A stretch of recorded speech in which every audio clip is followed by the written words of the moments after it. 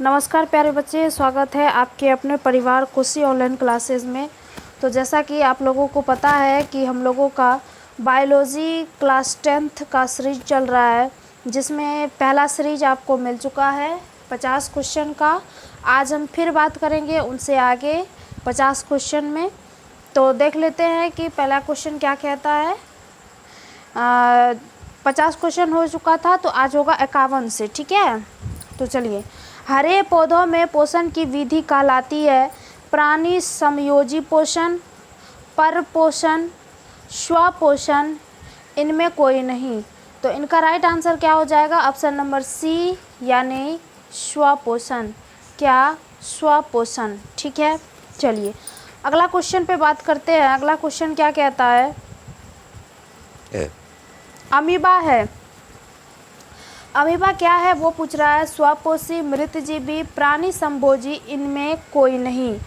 तो 52 का right answer हो जाएगा ऑप्शन नंबर सी, यानी प्राणी समभोजी, ठीक है। चलिए अगला क्वेश्चन पे बात करते हैं। अगला क्वेश्चन है, लार में कौन सा एंजाइम पाया जाता है? लार में कौन सा एंजाइम पाया जाता है? Maltase, erepsin, amylase, lipase. तो 53 का राइट आंसर हो जाएगा ऑप्शन नंबर सी, यानी इमाइलेज। अगला क्वेश्चन है, वसा का पाचन किसके द्वारा होता है? Pepsin, ptyalin, amylase, lipase. तो वसा का पाचन किसके द्वारा होता है? तो वसा का पाचन होता है लाइपेज के द्वारा। किसके द्वारा? लाइपेज के द्वारा। इमाइलेज के द्वारा किसका पाचन होता है?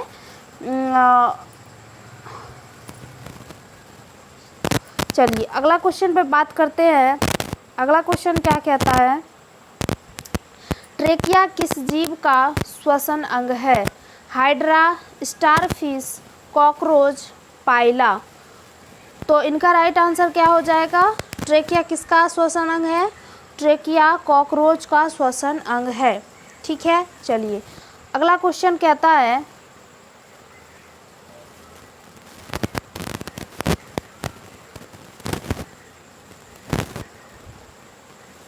किस पाचक रस के प्रभाव से आमाशय में दूध थक्का सा जम जाता है? Ptyalin, rennin, pepsin, amylase. तो 56 का right answer option number B, यानी रेनिन। किसके कारण? रेनिन के कारण। अगला क्वेश्चन देखिए, मनुष्य का हृदय प्रति मिनट कितनी बार धड़कता है? 120 बार, 72 बार, 200 बार, 500 बार। तो 57 का right answer option number B, यानी प्रति मिनट जो मनुष्य का हृदय धड़कता है वो 72 बार धड़कता है। अगला क्वेश्चन है, मनुष्य में रुधिर क्षमता है। मनुष्य में जो रक्त होता है वो कहाँ क्षमता है? फेफड़ा में, वोमेन संपुट में, कुंडलित नलिका में, मूत्रवाहिनी में। तो 58 का right answer option number B, यानी वोमेन संपुट में क्या होती है? रुधिर की छन्नी होती है। अगला क्वेश्चन देखिए, प्रत्येक गुर्दे में कितने नेफ्रॉन होते हैं? लगभग 10 लाख, लगभग 12 लाख, लगभग 9 लाख, लगभग 8 लाख। तो 59 का right answer option number B, यानी लगभग 12 लाख होता है, ठीक है। चलिए अगला क्वेश्चन क्या कहता है? अगला क्वेश्चन कह रहा है, पादप अवशिष्ट संचित रहते हैं कहाँ? पत्तियों में, छाल में, कोशिकीय रिक्तियों में, इन सभी में। तो 60 का राइट आंसर क्या हो जाएगा? तो 60 का राइट आंसर होगा ऑप्शन नंबर डी, यानी इन सभी में, ठीक है। क्या होगा? इन सभी में। चलिए अगला क्वेश्चन क्या कहता है? क्वेश्चन नंबर 61, मनुष्य में कौन उत्सर्जी अंग नहीं है? फेफड़ा, यकृत, अग्नाशय, वृक्क। तो 61 का राइट आंसर क्या हो जाएगा? ऑप्शन नंबर सी, यानी अग्नाशय। अग्नाशय क्या है? उत्सर्जी अंग नहीं है, ठीक है। चलिए अगला क्वेश्चन क्या कहता है? हृदय मुख्य अंग है। परिवहन तंत्र, उत्सर्जन तंत्र, श्वसन तंत्र, पोषण। तो 62 का राइट आंसर क्या हो जाएगा? तो 62 का राइट आंसर होगा ऑप्शन नंबर ए यानी परिवहन तंत्र। क्या होगा? परिवहन तंत्र। चलिए अगला क्वेश्चन पे बात करते हैं, क्वेश्चन नंबर 63 पे। क्वेश्चन नंबर 63 आपका क्या कह रहा है? कह रहा है श्वसन क्रिया के तत्पश्चात कितने ऊर्जा का बहिष्करण होता है? 2830 kilo joule, 2000 kilo joule, 1830 kilo joule, 1500 kilo joule. तो 63 का right answer option number A यानी 2830 किलो जूल। अगला क्वेश्चन, क्वेश्चन नंबर 64। पौधों के वायवीय भागों से जल का रंध्रों द्वारा वाष्प के रूप में निष्कासन की क्रिया कहलाती है? क्या कहलाती है? उत्सर्जन, परासरण, विसरण, वाष्पोत्सर्जन।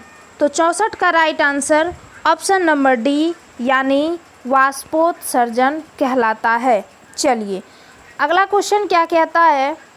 अगला क्वेश्चन कह रहा है वाष्पोत्सर्जन एक मतलब वाष्पोत्सर्जन क्या है? शारीरिक प्रक्रिया है, पारिस्थितिक प्रक्रिया है, रासायनिक प्रक्रिया है, भौतिक प्रक्रिया है। तो 65 का राइट आंसर क्या हो जाएगा? ऑप्शन नंबर डी यानी भौतिक प्रक्रिया है। ठीक है, चलिए अगला क्वेश्चन। पौधों में निर्मित भोजन का एक अंग से दूसरे अंग में जाने की क्रिया कहलाती है? क्या कहलाती है? रसारोहण, पराशरण, परिवहन, चूषण। तो 66 का राइट आंसर क्या हो जाएगा? एक जगह से जब भोजन दूसरे जगह में जाता है तो वो कहलाता है परिवहन। ठीक है, चलिए मानव शरीर का सामान्य रक्तचाप होता है 120/80, 80/120, 120/180, 100/180। तो इनका राइट आंसर होगा 120/80। तो 120/80 जो रक्तचाप होता है वो एक सामान्य मनुष्य का होता है। ठीक है, चलिए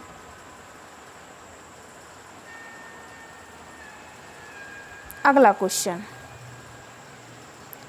अगला क्वेश्चन कह रहा है वृक्क के संरचनात्मक एवं क्रियात्मक इकाई को कहते हैं? वृक्क के संरचनात्मक एवं क्रियात्मक इकाई को क्या कहते हैं? ग्लोमेरुलस, वोमेन संपुट, मूत्रवाहिनी, नेफ्रॉन। तो 68 का राइट आंसर हो जाएगा क्या? ऑप्शन नंबर डी यानी नेफ्रॉन। वृक्क के संरचनात्मक और क्रियात्मक इकाई को क्या कहते हैं? नेफ्रॉन कहते हैं। चलिए अगला क्वेश्चन कह रहा है वोमेन संपुट एवं ग्लोमेरुलस को सम्मिलित रूप से क्या कहा जाता है? क्या कहा जाता है? वृक्कशंकु, हैनले का चाप, नेफ्रॉन, मेलपिगियन कोष। तो इनका right answer option number D यानी मेलपिगियन कोष हो जाएगा। ठीक है, चलिए मानव के 100 ml रक्त में उपस्थित यूरिया की सामान्य मात्रा होती है 20 mg, 30 mg, 40 mg, 50 mg। तो 70 का राइट आंसर हो जाएगा क्या? ऑप्शन नंबर बी यानी 30 mg। 100 ml रक्त में इतना यूरिया होता है। ठीक है, चलिए अगला क्वेश्चन कहता है क्वेश्चन नंबर 71। मनुष्य के प्रत्येक वृक्क में वृक्क नलिकाओं की लगभग संख्या होती है 4 मिलियन, 2 मिलियन, 1 मिलियन, 8 मिलियन। तो 71 का राइट आंसर क्या हो जाएगा? तो 71 का right answer option number C यानी 1 मिलियन।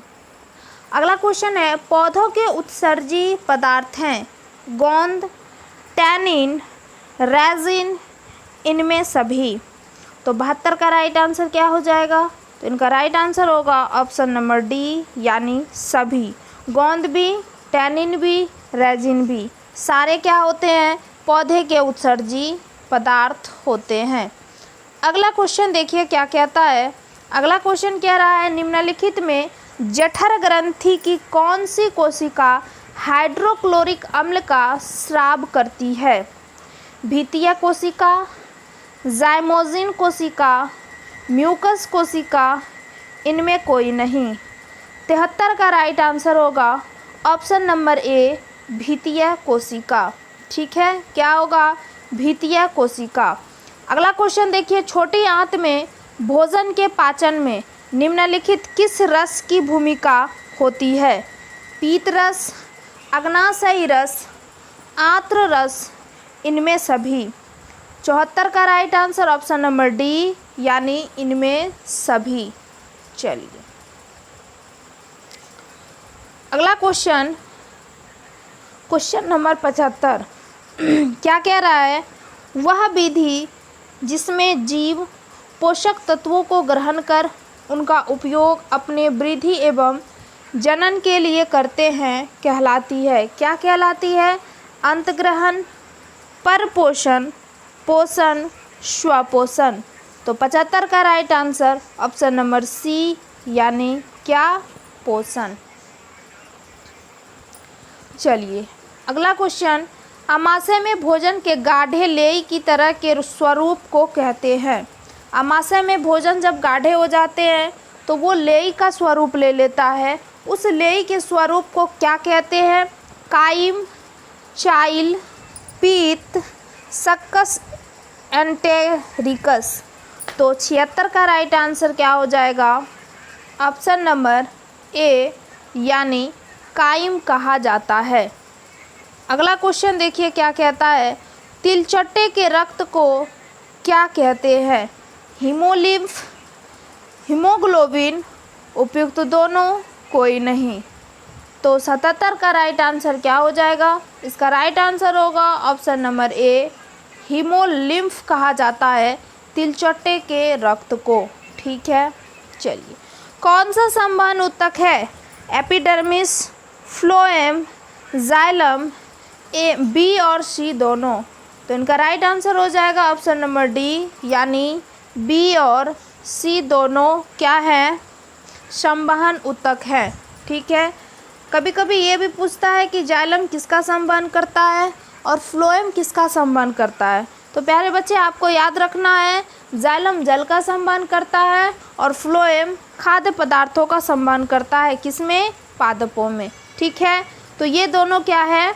संवहन ऊतक है। चलिए अगला क्वेश्चन पे बात करते हैं। अगला क्वेश्चन क्या कह रहा है? देखिए, मनुष्य के शरीर की सबसे बड़ी ग्रंथि है। मनुष्य के शरीर की सबसे बड़ी ग्रंथि कौन सी होती है? अग्नाशय, अंडाशय, एड्रिनल, यकृत। तो इनका राइट आंसर क्या हो जाएगा कि सबसे बड़ी ग्रंथि कौन होती है? मनुष्य के शरीर की सबसे बड़ी ग्रंथि यकृत होगा। क्या होगा? यकृत। ठीक है,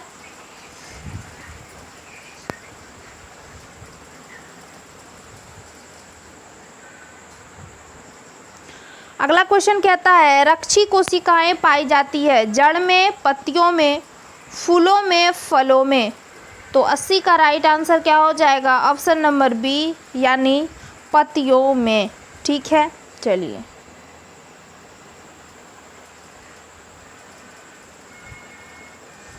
अगला क्वेश्चन, कुपिकाओं के कारण फेफड़ों का आंतरिक क्षेत्रफल वास्तविक रूप से बढ़कर कितना हो जाता है? 80 वर्ग मीटर, 180 वर्ग मीटर, 100 वर्ग मीटर, 380 वर्ग मीटर। तो 81 का राइट आंसर क्या हो जाएगा? तो इनका राइट आंसर होगा ऑप्शन नंबर ए, यानी 80 वर्ग मीटर। क्या होगा? 80 वर्ग मीटर। अगला क्वेश्चन देखिए क्या कहता है, इनमें कौन प्रकाश संश्लेषी अंगक हैं? पत्ती, हरित लवक, ग्राना, स्ट्रोमा। तो 82 का राइट आंसर क्या होने वाला है? तो इनका राइट आंसर होगा ऑप्शन नंबर बी, क्या? हरित लवक क्या है? इनके प्रकाश संश्लेषी अंगक हैं।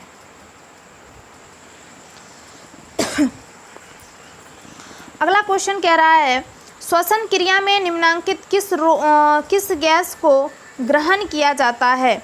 CO2, O2, N2, SO2। तो 83 का राइट आंसर क्या होने वाला है? तो इनका राइट आंसर होगा ऑप्शन नंबर बी, यानी हम लोग किसको ग्रहण करते हैं? O2 को ग्रहण करते हैं। चलिए अगला क्वेश्चन कहता है क्लोरोफिल अणुओं को कहते हैं क्या? प्रकाश संश्लेषी इकाई, प्रकाश संश्लेषी अंग, प्रकाश संश्लेषी अंगक, इनमें कोई नहीं। 84 का राइट आंसर क्या होगा? इनका राइट आंसर होगा ऑप्शन नंबर ए, यानी प्रकाश संश्लेषी इकाई। ठीक है, चलिए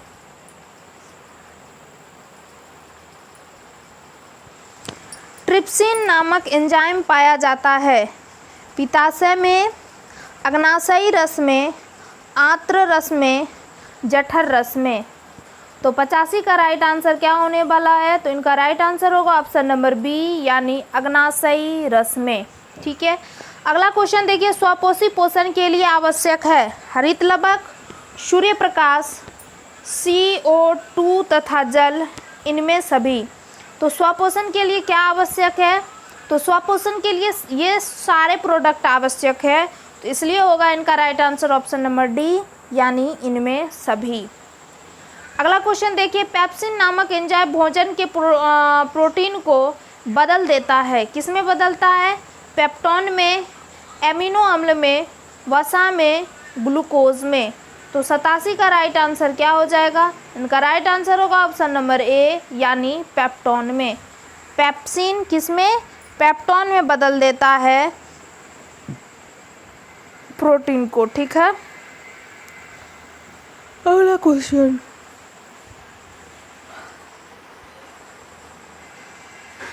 निम्नलिखित में कौन मनुष्य के मुख गुहा में पाई जाने वाली लार ग्रंथि नहीं है? Parotid, submandibular, Brunner's, sublingual. ठीक है, तो इनका राइट आंसर क्या हो जाएगा? इनका राइट आंसर होगा ऑप्शन नंबर सी। क्या होगा? ऑप्शन नंबर सी, ब्रूनस। निश्वास में निकली वायु में किसका प्रतिशत बढ़ा रहता है? निश्वास में वायु में किसका प्रतिशत ज़्यादा रहता है? CO2, O2, N2, O3। तो इनका राइट आंसर क्या हो जाएगा? ऑप्शन नंबर ए, यानी CO2 का क्या होता है? मात्रा सबसे ज़्यादा बढ़ा हुआ रहता है। ठीक है, चलिए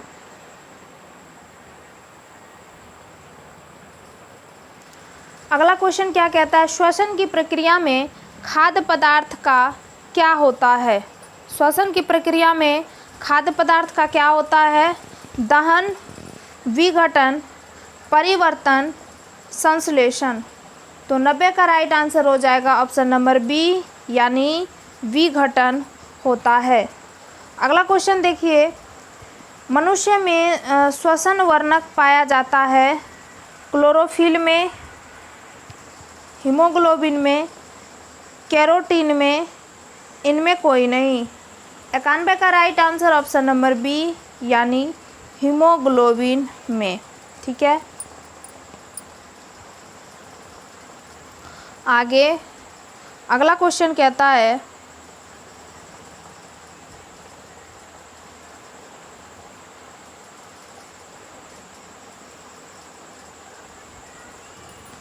हाँ, दही के जमने में कौन सी क्रिया सहायक होती है?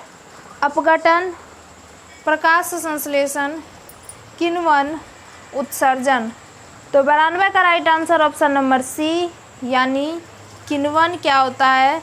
दही जमने में सहायक होता है ये क्रिया। ठीक है, अगला क्वेश्चन देखिए कीटों में प्रमुख श्वसन अंग है गिल्स, फेफड़ा, ट्रेकिया, गिलकोस्ट। 93 का राइट आंसर क्या हो जाएगा? ऑप्शन नंबर सी, कीटों में क्या होता है? ट्रेकिया होता है, ट्रेकिया। ठीक है, चलिए अगला क्वेश्चन क्या कहता है निम्नलिखित में कौन सा यौगिक कोशिकाओं में रासायनिक ऊर्जा का सार्वजनिक वाहक है? ADP, ATP, NADFAD। तो 94 का राइट आंसर हो जाएगा ऑप्शन नंबर बी यानी ATP। आपको इसका फुल फॉर्म भी हम बता दिए थे, एडिनोसिन ट्राइफॉस्फेट, जो कई बार क्वेश्चन ये एग्ज़ाम में पूछा हुआ है। ठीक है, अगला क्वेश्चन कहता है श्वसन का वह चरण जिसमें ऑक्सीजन की अनुपस्थिति में ग्लूकोज का आंशिक विखंडन होता है कहलाता है क्या? वायवीय श्वसन, अवायवीय श्वसन, किण्वन, कोशिकीय श्वसन। तो 95 का राइट आंसर हो जाएगा ऑप्शन नंबर बी यानी अवायवीय श्वसन। ठीक है, चलिए अगला क्वेश्चन पे बात करेंगे, क्वेश्चन नंबर 96 पे। कोशिकीय ईंधन कहा जाता है वसा को, प्रोटीन को, ग्लूकोज को, इनमें कोई नहीं। 96 का right answer option number C यानी ग्लूकोज को क्या कहा जाता है? कोशिकीय ईंधन कहा जाता है। ठीक है, चलिए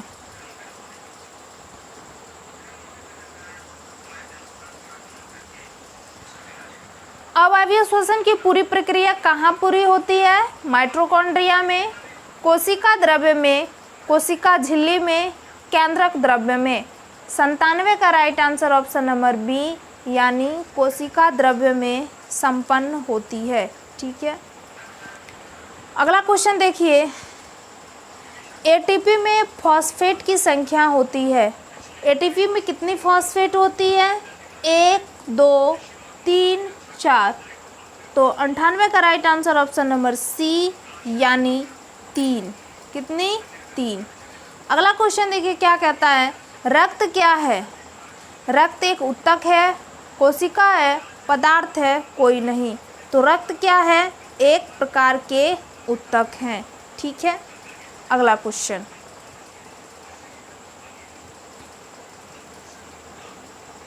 अगला क्वेश्चन देखिए क्या कहता है, मृतोपजीवी का उदाहरण है अमीबा, गोबर छत्ता, उड़ूल, अमरबेल। तो 100 का राइट आंसर क्या हो जाएगा?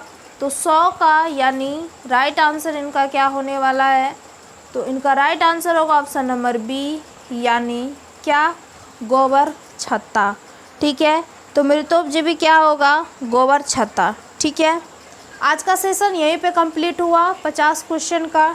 ठीक है, तो उम्मीद करेंगे आप लोग बहुत अच्छे से इनको देख लेंगे, समझ लेंगे और कोशिश करेंगे कि इन सब चीज़ों को हम याद रखें।